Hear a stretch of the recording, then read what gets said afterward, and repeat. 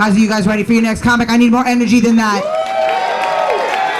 Guys, you can see him on Amazon Prime Comics watching comics, and he's the other co-host of Hershey and the Keegs. Guys, get those hands going for Mike Keegan.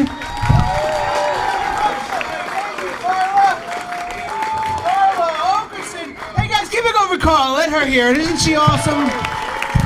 Oh my goodness. Thank you guys for coming. I am happy to be here because I live fucking 5 minutes up the road. This is awesome. I live really close, but like last night I had a show out in Amagansett. I had to drive out to Amagansett for a show. That's a drive. I don't know if you guys know. I looked it up. Apparently, the name Amagansett is derived from an old Native American word, which means 14 fucking hours on the LIE. So I'm happy to be with you guys. This is fun, and we're just happy to be here because during the pandemic, we're comedians. We're out of work for like a year and a half during the pandemic, and it's good to be back. I remember the last show that I did during the pandemic. I was working in Jersey. I was working at a theater in New Jersey, and I love Jersey. I love working there. I love the people. It just gets annoying because every time I'm in Jersey, I had to keep reassuring people that I wasn't their last governor. And, yeah, he looks like Chris Christie, and he dresses like the gay guy from Modern Family. I know. Oh my God! Remember old Chris Christie? Remember 4th of July a few years ago? 4th of July. Remember he closed down all the beaches in Jersey? Right? Pissed me off because I love 4th of July. I'll tell you what I did this year for 4th of July. I went out to Coney Island for lunch, and I inadvertently came in 3rd place in the Nathan's hot dog eating contest. They handed me a trophy. I'm like, I'm just here to ride the cyclone. I don't know what the fuck is going on.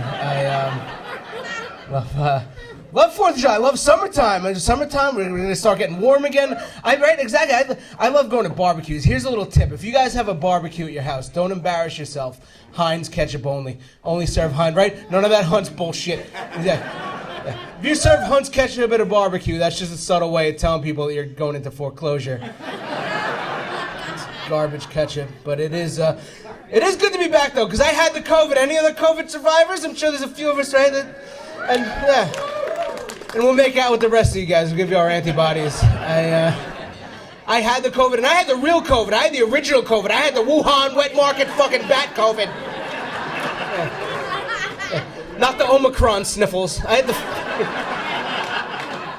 the real COVID when it first came out, and it was terrible. It was a terrible couple weeks. I was very sick. I had bilateral pneumonia, but I got over it. I got the antibodies, but I still got vaccinated. I am vaccinated, but I'm not one of those people. Like, I don't push it on people. I don't like vaccine mandates. Like, I only got vaccinated because if I didn't, I'd be a pretty big hypocrite because in the last 20 years, I've put a lot of questionable shit into my body. I'm 6 McRibs deep this week, no questions asked. I don't get the vaccine, I'm a hypocrite, right? But like I said, I don't like vaccine mandates. I don't push it on people. Like, I have a girlfriend. My girlfriend decided not to get vaccinated, and I love it, and I'll tell you why. Because during the pandemic, we spent a lot of time in Manhattan, and she wasn't allowed in restaurants. She wasn't allowed at Broadway shows.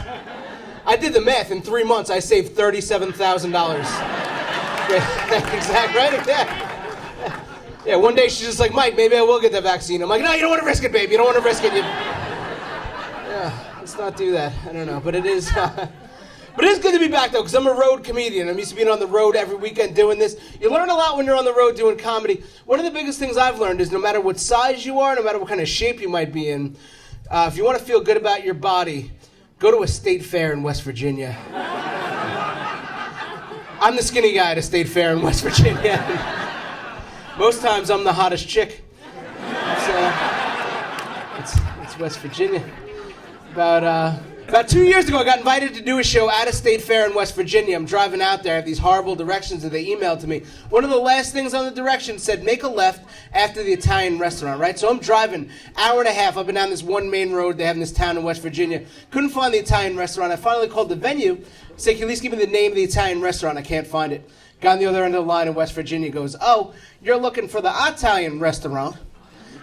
It's called Domino's. You're looking for Domino's. Hour and a half I'm driving. I can't find Domino's. I finally called up and said, are you talking about Domino's?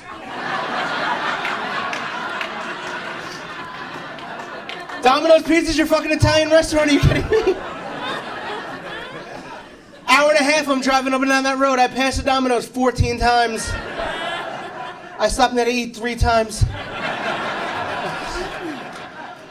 I finally get there. I get to the state fair. I had a little time to kill before the show started. I stopped at a booth that they had there. And what they sell at this booth was fried butter. Yeah, fried butter's a thing in West Virginia, yeah. And I was trying to be a little bit healthy. I was just eating a regular stick of butter.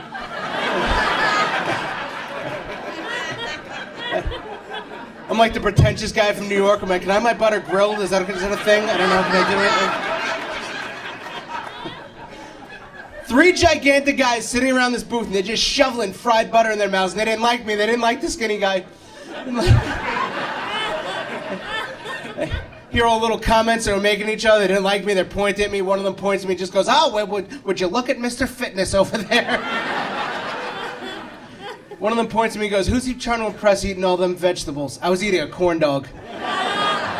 So, West Virginia vegetables. But I come from a big neurotic Italian family. Every year we have a big Italian family reunion upstate here in New York.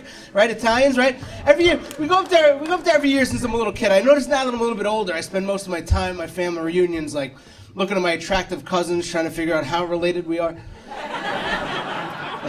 I'm not getting any younger. I don't give a shit anymore. Half the day I'm on ancestry.com. Like, oh, it's my mother's cousin's daughter. I could bang her. That's fine. So, it's not fun. Found out. But oh my God, ancestry.com. I don't know if anybody in here has ever taken the ancestry test, but about 2 years ago, my mother and her 4 sisters, all 5 of them, took the ancestry.com test. And true story, they found out that they had a half brother that they didn't know about for 62 years. And it was really cool. It was exciting. We have a new family member. I'm 37 years old. I have a new uncle.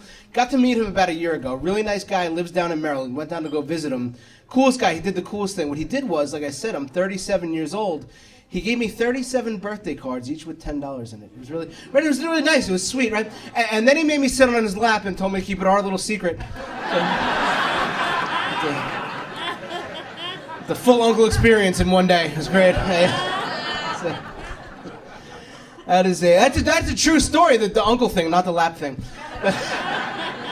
The uncle thing's a true story, though. When my mom first found out that she had the half-brother, she was really upset when she found out, because what happened was, 62 years ago, her father had an affair on her mother. And this is how my mom's finding out, and she's super upset, right? And I'm trying to make her feel better. I'm like, Mom, this is a positive thing. We have a new family member. I'm like, you know what? Maybe I'll even take the test. My father goes, you're not taking that fucking test.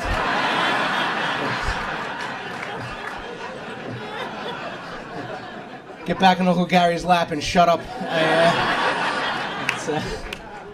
That's my family. I love my family. I'm what you call a stay-at-home son. I'm not married. I'm Italian. I still live at home. That's what you do, right? My mother's always asking me, she's like, Mike, when are you going to get married, move out of the house? She asked me if I was just cooking my dinner, folding my laundry, and balancing my checkbook all at the same time. Like, you're not getting rid of me, you enabler. I'm not fucking going anywhere. I love my mother. My mother's great. My mother's a cute little Italian lady. She's getting a little bit older. She's doing some crazy shit, though. About a week ago, I had to borrow $20 from my mother because I'm a comedian. And I had to borrow $20 from her. She goes, Mike, just go in my purse. Help yourself. You'll find $20 in there, right? So I'm feeling around in my mother's purse, and I feel what feels like a small pistol, right? So I figured it was one of my nephew's toys. They're over the house the other day, right? My mother goes, Mike, be careful. That's loaded. Like, Mom, why are you walking around with a loaded gun? And my little Italian mother looks at me. She just goes, it's because of rape. I know. Do you know how unsettling it is knowing that my mother's out there raping people at gunpoint? It is sick. That's a sick woman. My mother loves that joke, I swear to God. Like, she'll sit in the back of the room and just yell, Mike, do the rape one now. Like, shut the fuck up, crazy lady. She's great. I love my mother. My mother's got the biggest heart in the world. She means well. It's a little naive sometimes, though. Like, I had a birthday recently. For my birthday, she got me a gift certificate to get a massage, right? But she didn't get it at, like, Massage Envy or, like, a nice spa. She got it at, like, one of those abandoned shopping mall happy ending kind of massage places, right? Like, she had no idea, but I knew because I had been there before. Got the old massage, right? She is not good with gifts. You know what she got me for my birthday? She got me a Fitbit. She got me one of those Fitbits because she's very subtle. Right, you know the Fitbit, right? You put on your wrist, supposed to count how many steps you take a day. You're supposed to take 10,000 steps a day, and it's for exercise, right? First day with the Fitbit, end of the day, I looked down and it said -12. Like, how the hell do I owe steps to the Fitbit? I don't know what the repayment system is on this thing, but What I learned though, the Fitbit, it's not actually counting every single step you take. It's just calibrated to go by your movement. It just measures your movement throughout the day, right? I learned that one day when I was alone.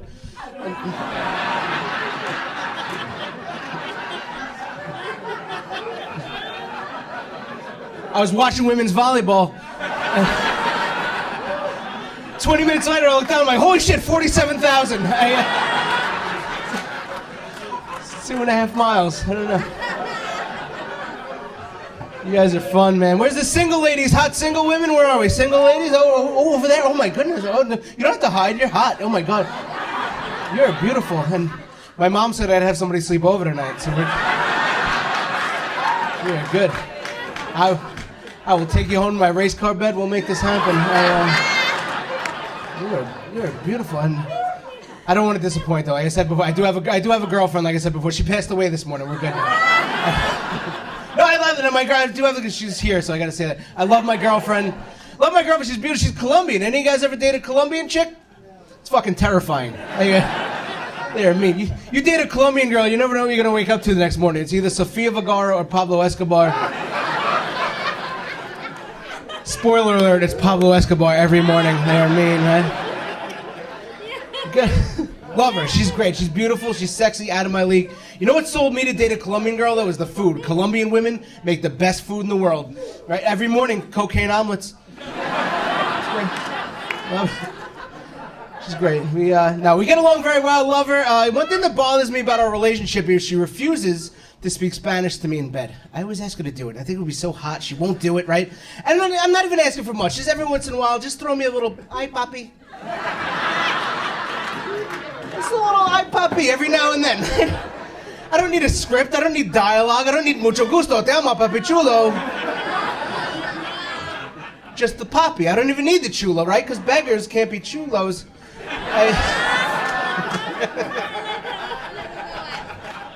But I figured it out. I know why she doesn't speak Spanish to me, right? Because she doesn't want me to learn the language, because right now, her and her mother can talk about me while I'm in the room, and I have no idea what they're saying, right? And I asked her about it. She's like, Mike, you're being paranoid. We're not talking about you. I'm like, your mother just pointed at me and said, Gordo. I know that one. I took junior. You know what she made me do recently? She made me join a gym. I go to a gym now. I go right over here. I go to Planet Fitness. Planet Fitness is awesome because it's only $10 a month, so I never really ever have to go. Never feel obligated to go at $10 a month, right? Anybody go to Planet Fitness? Any Planet Fitness people here? Anybody? If you know when I go the first Monday of every month is when I go. It's pizza night. They have pizza night at the gym. It's a real thing. And it's awesome because it's only $10 a month to go there. I eat $30 worth of pizza. Right? I'm making $20 a month going to Planet Fitness. It's great. You're making exactly. What I did though is I do Weight Watchers. I'm a Weight Watchers guy. If you don't know what Weight Watchers is, it's every Tuesday night. Me and 17 middle-aged women in a basement in Bethpage. And we sit around a table and we cry. We cry and then we get on the scale and hope we lost water weight. That's the main aim, right? The meetings are great. There's always a leader at the meeting, and the leader gives you tips on how to avoid overeating, how to lose weight. Last meeting we had, one of the tips she gave us, she said to avoid overeating, if you have a party at your house, instead of keeping all leftover food around, just throw it out. Throw the leftovers out. This way you're not tempted to pick at it and eat it overnight, which is a good tip. It makes sense. Then she took it one step further. She made it a little bit insulting. She said after you throw the food out, pour bleach over it so you're not tempted to eat it out of the garbage. It's a good tip, though. I tried it. I had a party at the house. I threw out all the leftover food. I poured bleach over it. Hour and a half later, I catch myself Googling how much bleach a human being can ingest before they die. Guys, thank you so much. Enjoy the rest of the show. You've been so much fun. Here's Carla. Have a great night. Keep it going for Mike Keegan.